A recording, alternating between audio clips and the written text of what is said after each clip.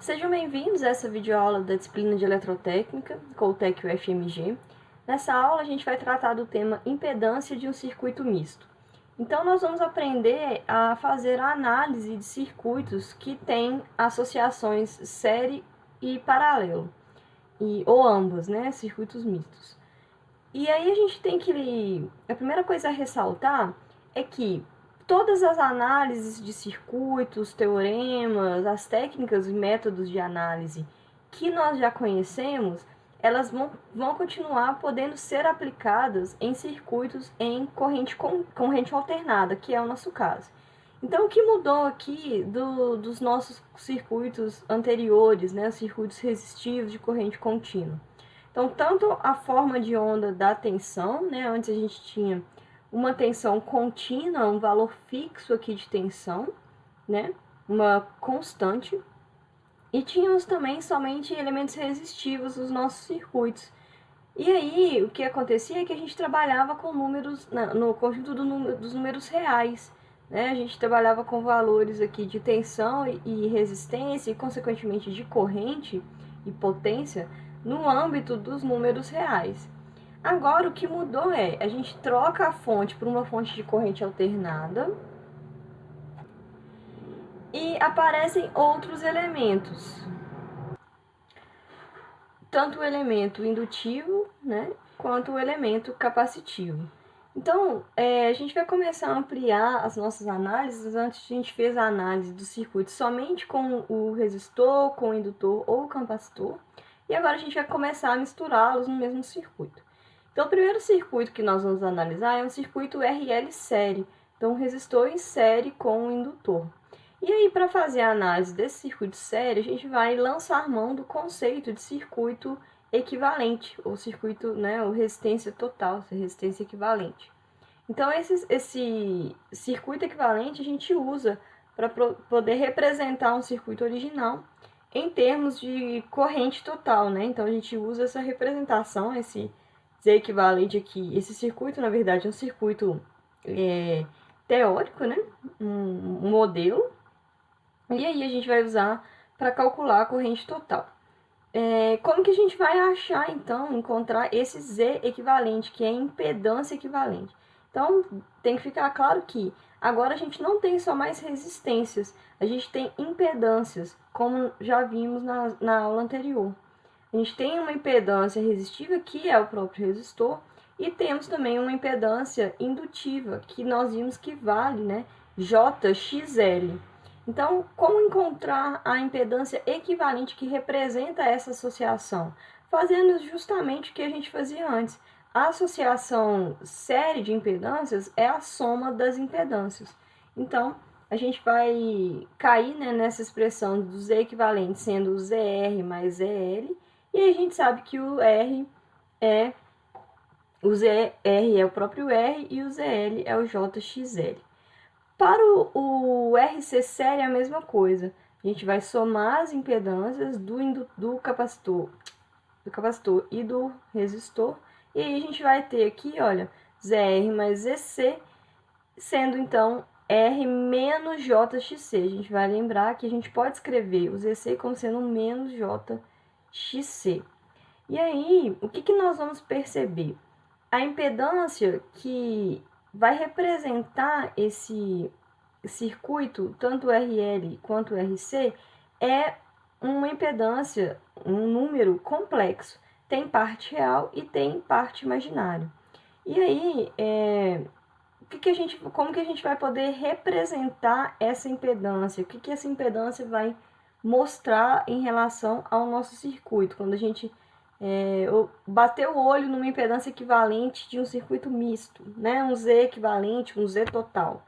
O que a gente vai poder extrair de informação desse Z equivalente? Como que a gente vai poder representar esse número?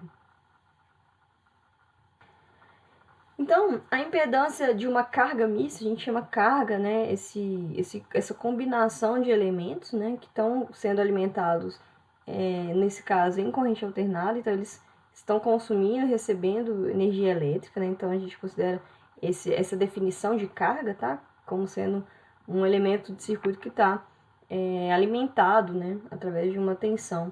no nosso caso senoidal. Então, a impedância dessa carga mista é um número complexo.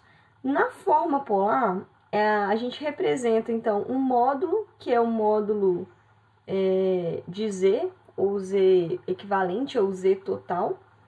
E a gente vai representar também o φ, que é o ângulo desse número complexo. Então, se a gente está olhando, né, do ponto de vista da fonte, para essa carga mista RLC, ela vai ter uma parte real e uma parte imaginária. Então, essa parte real do número Z, ou Z equivalente, vou colocar aqui Z equivalente, acho que fica mais intuitivo. Então, esse número, na forma polar, tem esse formato, e na forma retangular, esse formato.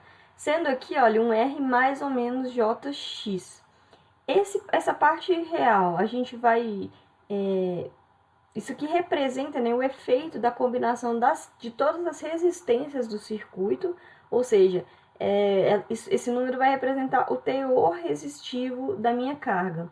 E esse X, ele vai ser a combinação dos efeitos de todas as reatâncias do circuito. Reatância indutiva, que é o XL, e reatâncias capacitivas, que são os XCs. E aí, a gente vai ter, dependendo do circuito, um resultado de mais JX ou menos JX. E o R sempre vai ser positivo. E aí, se a gente tiver a parte imaginária positiva, esse aqui foi R mais JX, a gente vai falar que o teor dessa carga, o teor desse circuito, é um teor indutivo. Ou seja, o efeito das reatâncias indutivas, os indutores do circuito, ele é predominante. E aí a minha parte imaginária do número, que representa a impedância total ou equivalente, é positiva. E a gente tem, então, teor indutivo. No contrário, né, a gente vai ter o teor capacitivo, ou seja, se a gente tiver um R menos JX, significa que o teor predominante no circuito é o teor capacitivo, é o efeito dos capacitores, tudo bem?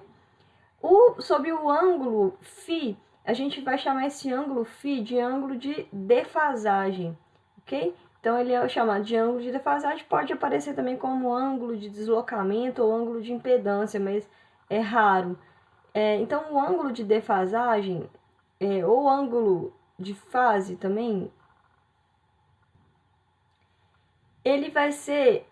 a gente vai ver que esse ângulo, ele representa a diferença entre o ângulo da tensão e o ângulo da corrente nesse circuito, ou seja, a defasagem entre tensão e corrente. Então, se a gente olha para esse valor, a gente consegue ver qual que é o efeito que esse circuito produz na relação entre a sua tensão e a sua corrente. Então, o que isso quer dizer? Se a gente está aplicando aqui, por exemplo, no capacitor, a gente aplica um fasor V, que representa a tensão, e a gente quer saber qual que é o efeito da aplicação dessa tensão nesse circuito em termos de corrente, ou seja, qual que vai ser a corrente que vai circular, né? Qual que é a relação dessa corrente com a tensão? Isso vai depender justamente dos elementos do circuito e do tipo de associação. Em outras palavras, isso vai depender desse número Z equivalente. Então, se a gente olha para esse número Z equivalente, né, na forma polar especificamente, a gente consegue ver que o ângulo da impedância total ou equivalente vai determinar a defasagem entre esses fasores de tensão e corrente. E a amplitude da onda de corrente, por exemplo, vai depender do valor das reatâncias, né? O valor das reatâncias indutivas e capacitivas, né? Ou seja, do resistor, vai depender do módulo do Z, né? Então, a relação entre fasor V e o fasor I depende. Em termos de amplitude dos fasores aqui, vai depender do módulo do Z equivalente e em relação à defasagem entre os dois, vai depender do φ, ok? Então, para cada circuito, a gente vai ter uma relação entre tensão e corrente. E aí, como que a gente analisa essas relações? A gente usa frequentemente esses dois gráficos muito comuns na análise de circuitos em corrente alternada. O primeiro é o diagrama fasorial e o segundo é o triângulo de impedâncias. Então, eles estão associados. A gente já viu o diagrama fasorial para os elementos, o indutor, capacitor, e agora a gente vai introduzir o conceito de triângulo de impedâncias. Então, a gente pode começar aqui pelo triângulo de impedâncias, apesar de a gente ter esse aqui desenhado primeiro. O que é o triângulo de impedâncias? Ele é a representação do número Z, ou Z equivalente, ou Z total, de uma carga, né? No plano complexo, no plano de Argand-Gauss. Então, é como se a gente desenhasse aqui o número com o número Z, né, ou Z equivalente, com o sua componente R, a sua componente X, que pode estar ou no eixo J ou no eixo menos J. Então, esse X, na verdade, ele está aqui nesse eixo. Aqui é só uma projeção dele para que a gente possa enxergar esse triângulo formado, ok? E que nada mais é do que uma representação do número complexo Z no plano. Então, a gente pode enxergar as componentes aqui na forma retangular e também o módulo e o ângulo, se a gente estiver pensando na forma retangular. Então, a gente tem aqui, no primeiro caso, o triângulo para cima, né, no primeiro quadrante, a gente tem um φ positivo. Isso significa o quê? Se nós olharmos para esse triângulo, a gente vai saber que o nosso circuito tem teor indutivo. Olha lá, vamos voltar lá na definição. Teor indutivo é se o X for positivo, o X resultante. E também se, consequentemente, o φ vai ser positivo. Então, quando o φ é positivo, significa que o X é positivo, significa que a gente tem o teor indutivo. E para o triângulo que está no quarto quadrante aqui, o triângulo para baixo, a gente vai ter o teor capacitivo. O ângulo φ da impedância total é negativo e a componente X ela está aqui no eixo menos J.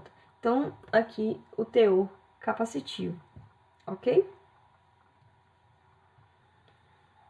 Lembrando que o triângulo ele só vai poder estar em um desses dois quadrantes, visto que o R é sempre positivo, a gente não tem valores de resistência equivalente, né, negativos. Então, a gente vai ter ou um triângulo para cima ou um triângulo para baixo aqui em relação ao eixo real. Então, a gente pode, na representação do triângulo de impedâncias, até omitir essa informação dos eixos complexos, desenhar somente o triângulo. Isso já vai mostrar a característica da nossa carga. E para que serve entender essa característica da carga? Serve para a gente entender o comportamento entre tensão e corrente total desse circuito. Então, se a gente for observar, esse φ ele vai me dar a defasagem entre o fasor tensão e o fasor corrente. Então, frequentemente no diagrama fasorial, a gente usa colocar aqui na referência de 0 graus a variável que é comum aos dois elementos. Então, no circuito série é a corrente, ok? E aí a gente coloca a corrente aqui na referência e observa que o fasor tensão ele vai estar ou adiantado ou defasado dessa corrente, dependendo da carga. Então, se tiver teor indutivo, a corrente, a tensão vai estar adiantado, fasor tensão está adiantado. Se for teor capacitivo, fasor tensão está atrasado. Então, de onde que vem esse diagrama fasorial e essa relação? Vem do conceito de impedância. Se nós lembrarmos, a impedância, uma impedância qualquer, ela é a relação entre uma tensão, um fasor tensão e um fasor corrente. Se a gente está falando de um circuito total, né, um circuito inteiro, a gente está falando de então de um Z total, um Z equivalente. Então, isso aqui vai ser a relação entre a tensão total do circuito e a corrente total do circuito. E aí, se a gente aplicar a tensão e isolar aqui o fasor corrente, o que a gente vai ver? Que a gente, para achar esse fasor, a gente vai ter que fazer a operação entre o fasor de tensão e esse número Z. E aí, o valor tanto de pico, né, da corrente, quanto o valor do φI, né? Então, a gente vai ter uma corrente, que é um I total, que vai ter um módulo I com um ângulo φI, né? ΦI da corrente. Isso aqui vai depender justamente de quem é a minha impedância. Olha, a impedância aparecendo aqui, a impedância total. E aí, se a gente escrever quem é a diferença entre o φV e o φI, né? A gente vai observar que isso aqui é exatamente o ângulo da impedância, ok?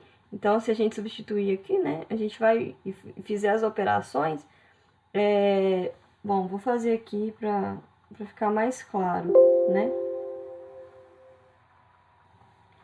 Então, né, se a gente, a partir dessa operação, que é uma divisão entre números complexos, para a gente achar o ângulo θi, φi, o que a gente faz? O φi vai ser o φv menos o φ da impedância, né? Porque se a gente está fazendo uma divisão de números complexos, os módulos se dividem e os ângulos se subtraem. A gente subtrai o de cima pelo de baixo. Então, a gente teria essa expressão. E aí, se a gente isola o φ, que é o φ da impedância, a gente vai ter, por definição, que o φ da impedância é o φv menos o φi. Então, por definição de quê? Definição do que é impedância, né? Então, por definição, o φ da impedância é o φv menos o φi. E isso aqui, isso nos dá a diferença angular entre os dois fasores.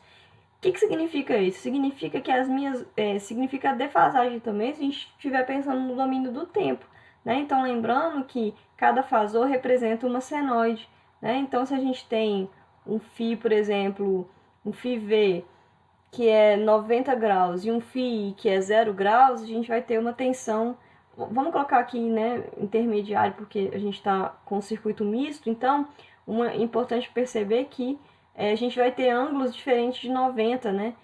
Justamente porque a gente fez uma combinação de elementos. Lembra que para o indutor, então vamos colocar aqui para a gente lembrar. Para o indutor, qual que era o diagrama fasorial? No indutor, a gente sabe, né, que a relação entre a corrente no indutor e a tensão no indutor é sempre essa que está representada aqui. A tensão no indutor, ela sempre está 90 graus adiantada da corrente no indutor, né? O fasor corrente do fasor tensão. Esse ângulo, ele acontece só quando a gente tem lá um indutor, né?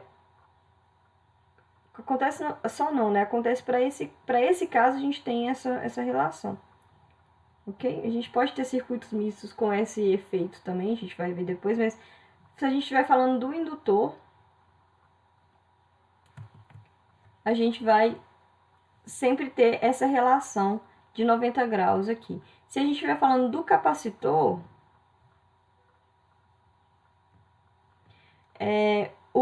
a corrente vai estar adiantada da tensão do capacitor. Então, se a gente colocar aqui um VC e um IC, também na referência, se for o capacitor sozinho, né, a gente vai ter essa relação aqui, a corrente atrasada de 90 graus.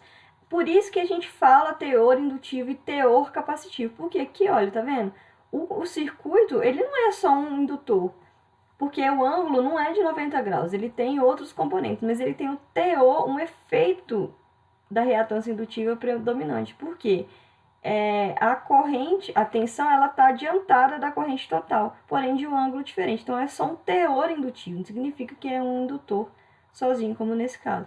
Que é a mesma coisa, olha, o teor capacitivo, no circuito com teor capacitivo, a gente tem a corrente adiantada da tensão total, né? Então, é como se o efeito predominante daquele circuito misto fosse o teor capacitivo, ok? Isso é isso que significa esse gráfico aqui do diagrama fasorial.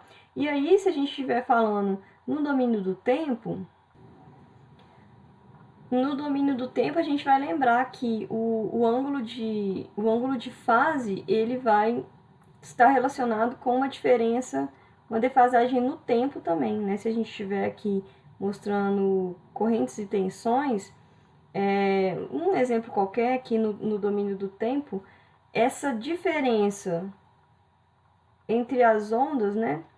No tempo, o meu delta t, ele está associado a um delta φ, né? Ou um delta alfa, através do conceito de velocidade angular. Então, a gente sabe que esse delta alfa, ele tem uma relação com o delta t. E aí, se a gente tem esse conceito aqui do φ, desculpa, φ, tá? O nosso φ aqui, ele tem essa característica de ser uma diferença, né? A gente pode entender isso aqui como uma diferença mesmo, e como um delta, talvez, né? E aí a gente sabe que se a gente tem essa diferença angular no domínio fasorial entre os fasores de corrente de tensão, isso vai ser convertido em uma diferença no domínio do tempo também, tudo bem? Então, se a gente quer saber aqui, a gente vai isolar o ΔT e vamos substituir o meu ΔΦ, ou o próprio, né? A gente pode escrever em termos de... lembrando que isso aqui é um intervalo de tempo, né? Isso aqui é uma diferença, uma defasagem angular, a gente pode escrever assim também. Ok? E aí a gente acharia a diferença, a defasagem de tempo para esse φ, né? Para um circuito qualquer. Ok? Então, é isso que significa esse conceito aqui de defasagem entre fasores de tensão total e corrente total. Bom, para completar a análise do circuito RL série, eu coloquei aqui mais algumas expressões que a gente precisa encontrar, né? E aqui, então, a gente tem o circuito com resistor e indutor em série, aplicando uma tensão senoidal, né? Um fasor tensão V. E aí a gente tem a circulação de uma corrente I, e lembrando que no circuito série, essa corrente I, ela é a mesma em ambos os componentes. Então, vai aparecer um I que vai ser tanto o IR quanto o IL, da mesma forma que a gente estudava o circuito série anteriormente. Então, os equivalentes vai ser R, que é a impedância do resistor, mais JXL. E aí, para calcular a corrente total, então isso aqui, a gente está usando o conceito de circuito equivalente, e a gente vai usar o conceito de impedância também. Então, a impedância para qualquer trecho de circuito, ou para o circuito inteiro, ou para um elemento, ela sempre vai ser tensão sobre corrente. Nesse caso, tensão total sobre corrente total. E aí a gente isola o fasor corrente e temos V fasor sobre Z equivalente. Normalmente é isso que acontece, a gente aplica uma tensão e quer saber a corrente. Mas o problema pode vir, né, dando o valor da corrente para que a tensão seja encontrada também. E aí, no circuito sério, a gente vai ter a mesma análise, né, que a gente tem uma queda de tensão, que é o nosso VR, só que esse VR agora ele vai ser um fasor, ele vai ser um número complexo. Antes a gente tinha, como foi dito, somente números reais. Então, a análise é a mesma, o comportamento do circuito é o mesmo, mas o tipo das variáveis do circuito, ele vai ser diferente. Então, aqui a gente vai ter um VR fasor e uma queda de tensão VL também, que vai ser um fasor, vai ser um número complexo. E aí, mesma análise de antes. Como que a gente acharia um VR no circuito resistivo em VCC? A gente faria o I vezes o R, ou seja, aplicaríamos a lei de Ohm né, para encontrar a queda de tensão. E é isso que a gente vai fazer para os dois componentes. Mas isso aqui a gente vai perceber que sempre vem esse conceito da lei de Ohm, ele é ampliado, né, para uma relação entre impedâncias. Então aqui a gente vai ter que o ZL, ele vai ser o IL sobre VL. Desculpa, o VL sobre IL. ZL, ele vai ser VL sobre IL. Então, novamente, conceito de impedância, só que aplicada a esse componente isoladamente. E aqui é a mesma coisa. O ZR vai ser o VR sobre IR. Então, conceito de impedância aplicada a resistor. Isso aqui a gente sabe que é o próprio resistor, ok? E a corrente, a gente sabe também que é o I para ambos os casos. Então, a gente vai substituir L por I e o IR por I também. E aí a gente consegue encontrar as quedas de tensão, como a gente já fazia antes. Aqui, também vamos ter a lei de Kirchhoff das tensões sendo aplicada, né, tendo efeito também, tendo validade, na verdade, para esse circuito. Então, a tensão da fonte, né, a soma das tensões na malha fechada, ela é sempre igual a zero. Ou seja, aqui a gente tem uma elevação de tensão, que é provocada pela fonte, né? Se a gente está observando no sentido da corrente aqui, a gente tem um menos por mais, um mais V, menos VR, menos VL. Isso tem que ser sempre igual a zero. Então, a lei de Kirchhoff das tensões, ela vale também para análises em corrente alternada, que é o caso dos nossos problemas. Ok? Então, V, ele vai ser um VL mais VR, mas sempre tendo em mente que essas variáveis agora são fasores. A gente tem que fazer operações com números complexos. Então, um exemplo aqui com um exemplo com valores, né, prático. A gente vai colocar um R valendo 4 ohms, um L de 0,2 Henry. O ômega do problema sempre é dado também, a gente tem aqui 10 radiano por segundo. E eu estou aplicando uma tensão de 20 com ângulo de 30 volts nesse circuito. O que eu quero saber? Quero saber quem é o I, o VL e o VR. E aí a primeira coisa que a gente vai calcular é a impedância total. Então, para calcular a impedância total ou equivalente, eu tenho que calcular primeiro o ZL, né? Lembrando que isso aqui é um ZL. Então, isso aqui, ó, é o meu ZL. Então, como que eu calculo ZL? ZL, eu conheço a expressão de ZL, é JXL, sendo que XL é ômega vezes L. Ômega foi dado, é 10 radiano por segundo, e o valor da indutância também, 0,2. E aí a gente tem um XL igual a 2 ohms. A reatância também é sempre dada em ohms. Então, o nosso Z equivalente, ele vai ser um R mais JXL, sendo que XL é 2. Então, aqui é 4 mais J2 ohms. Vou calcular a corrente total. Vou pegar a tensão total e dividir pela impedância equivalente. Então, vou ter um 20 com ângulo de 30 sobre 4 mais J2. Então, observe que aqui a gente vai fazer uma divisão de números complexos. Um 20 com ângulo de 30 já está na forma polar. E para fazer a divisão, a gente vai converter esse Z equivalente para a forma polar também, para que a gente possa dividir os módulos e subtrair os ângulos. Então, converti o meu número aqui na minha calculadora e substituir na expressão. E aí eu vou pegar 20 por 4,47, vou achar 4,47 também. E vou pegar 30 menos 26,6 graus e achar o ângulo resultante da minha corrente, que é 3,4 graus. E a corrente é dada, fasor corrente em ampere. VL, eu vou pegar o ZL e multiplicar pelo I, não é isso? E aí a gente vai ter J2, que é o meu ZL. ZL, vamos colocar ele aqui completo. é J2, né? Porque o meu XL é 2.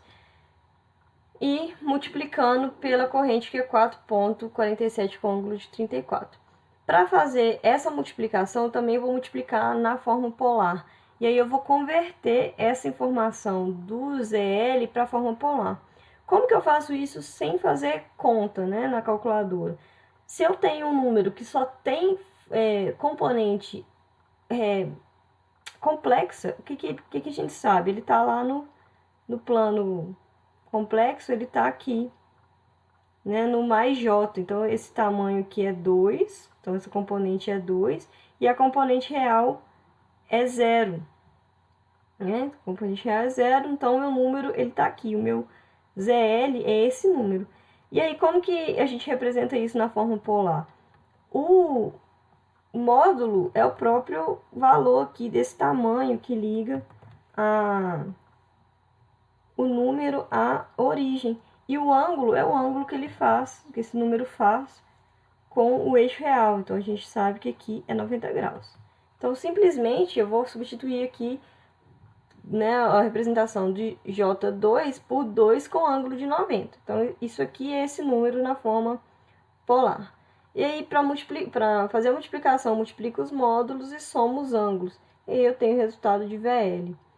A mesma coisa para o VR. Eu pego o R, multiplico pelo I, pelo fasor I, só que o meu R, ele só tem parte real, é o contrário disso aqui. Né? Eu não coloquei explicitamente aqui, mas o R, eu posso entender o R como sendo um 4 com um ângulo de 0. Né? Ele não tem componente complexo.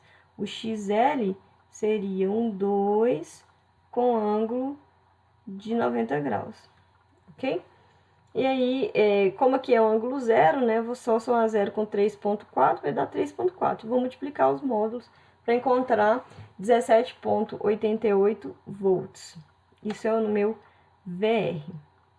E aí, a gente vai fazer, então, o uso das representações gráficas que nós aprendemos. O diagrama fasorial e o diagrama e o triângulo de impedâncias.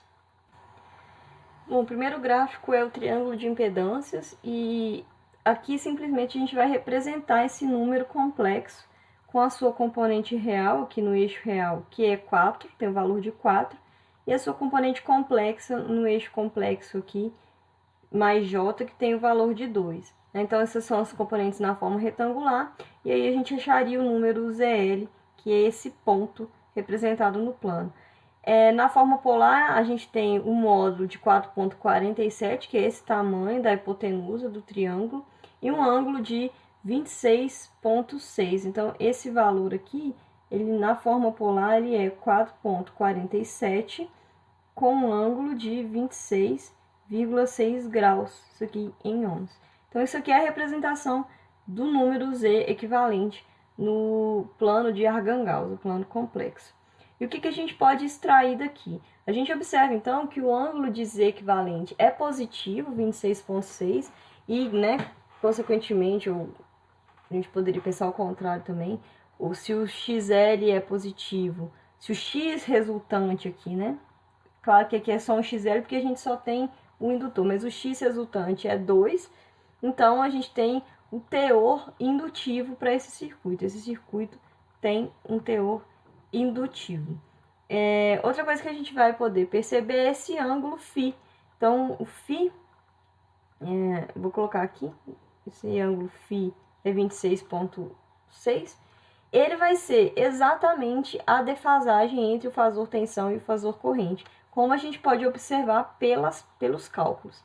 Então, olha, se a gente vai passar então para o diagrama fasorial, que está interligado com o triângulo de impedâncias, e a gente vai observar o seguinte: se a gente fosse desenhar o fasor corrente e o fasor tensão, então o fasor corrente está aqui, o fasor tensão ele foi dado aqui.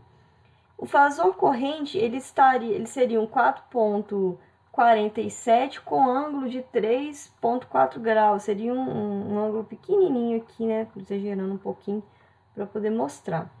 E a tensão, que é 20 com ângulo de 30, seria algo aqui, né, um pouco mais que esse ângulo de cima, que é o de 26, com um módulo de 20 volts, tá? Então, estou fazendo aqui mais ou menos fora de escala, os módulos aqui estão fora de escala, tá? Mas só para a gente ter uma ideia. Então, isso aqui seria a representação direta do V fasor, e essa daqui seria a representação direta do I fasor. Mas o que, que a gente costuma fazer? A gente coloca o I na referência do 0 graus, então a gente gira como se a gente girasse esse diagrama, tá? A gente vai colocar e aí a gente vai desenhar o nosso I aqui na referência, como se ele fosse um vetor aqui no 0 graus, tá? Com um módulo de 4,47. Então, não vamos considerar a escala certinha, mas só para a gente ter uma ideia. Então, 4,47. Isso aqui seria o nosso I total. E aí, como que a gente vai representar o V? O V, se a gente observar pela diferença de ângulo, então eu vou colocar aqui. O θ, que é a diferença entre θV e θI, é o próprio θ da impedância, que é 26,6 graus. Então, a gente observa isso nos resultados, olha só. A minha tensão, ela está no 30 e a corrente está no 3,34. Então, a defasagem é exatamente de 26,6. Mas eu vou, somente no diagrama fasorial, eu vou representar só essa defasagem, independente de onde que estão os fasores absolutos, né, os valores absolutos dos ângulos. Então, eu vou simplesmente desenhar aqui um V que vai estar 26,6 graus para cima em relação ao I. Então, vou colocar aqui em relação ao I essa mesma distância angular. O V teria aqui, não vou colocar certinho também, mas o V, bom, é o mesmo ângulo, né? Vou tentar colocar aqui de maneira que vocês percebam que o ângulo de cima é o mesmo ângulo de baixo. Então, aqui seria o nosso V fasor. Esse V fasor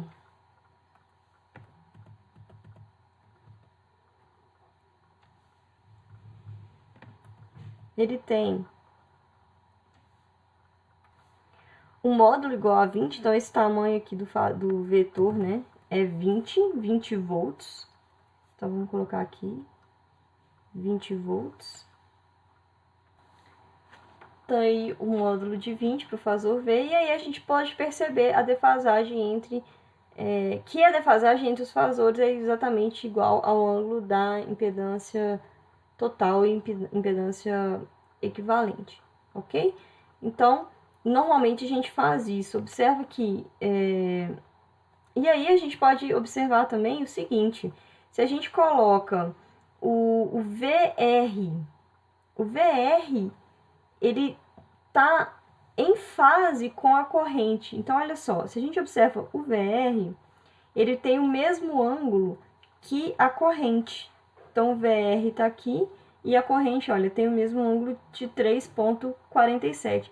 Então, o VR é uma tensão em fase com a corrente do circuito. Então, se a gente colocar aqui o VR, a gente vai ter a seguinte representação, considerando que o I está na referência. Então, o meu VR no meu diagrama está em fase com a corrente, então ele está no mesmo ângulo, né? Tá vendo os fasores aqui em fase. E tem um módulo que é esse tamanho do vetor verde, que é esse módulo de 17,88. Sobre a tensão VL, se a gente observar, olha, o ângulo de VL é 93,4, né? Então, VL está aqui. E a gente vai ver que o VL ele está 90 graus adiantado da corrente. Então, ele é 90 graus somado aqui ao ângulo da corrente. Então, se a gente representar no nosso diagrama, o nosso VL é uma tensão aqui, né? Olha, uma tensão com um ângulo de 90 graus, né? Porque a nossa corrente está na referência do zero. Então, coloco aqui o meu VL. E o que a gente vai observar? Que a soma das duas tensões fasoriais, olhando mesmo pelo gráfico aqui, se a gente considerar uma soma de vetores, né, a gente vai fazer a projeção desse vetor aqui, né, e a soma do vetor rosa com o vetor verde é justamente o meu vetor laranja, que é a tensão total, ok? Então, a soma das tensões é uma soma vetorial, né? O fasor é um vetor. Então, a gente tem que sempre lembrar disso. E aí, a gente vai observar um outro detalhe, que é o seguinte. No indutor, se a gente estiver observando somente o elemento indutor, né? Se a gente olhar para o que está acontecendo no indutor, a gente vai ter aqui uma corrente, que é a corrente total do circuito, né? E uma tensão VL. Então, para o indutor, o diagrama fasorial para esse elemento, ele sempre vai ser uma tensão adiantada de 90 graus de uma corrente, né? É isso que a gente observa se a gente olha só para a tensão VL e para a corrente I nesse diagrama, que é o que está acontecendo para esse elemento. Para o resistor, como a gente já viu nas aulas anteriores, sempre vai acontecer o seguinte: se a gente tem aqui a corrente I e a tensão VR, desculpa, a tensão, o diagrama fasorial para esse elemento sempre vai ser o seguinte, ó. Sempre vai ser uma corrente em fase com uma tensão. Então, vou colocar aqui de cor diferente para poder destacar. Então, ó, aqui a gente teria uma corrente e I, né? Sempre em fase com uma tensão, que é a tensão no resistor. Então, se a gente observar o elemento separadamente, as propriedades, né, digamos assim, dadas pela impedância de cada elemento, elas sempre vão poder ser observadas aqui em termos gráficos. Isso aqui seria um I e um VR.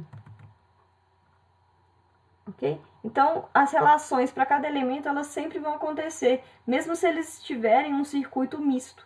É isso que a gente tem que perceber. Tudo bem? Então é isso, até a próxima, a gente fica por aqui.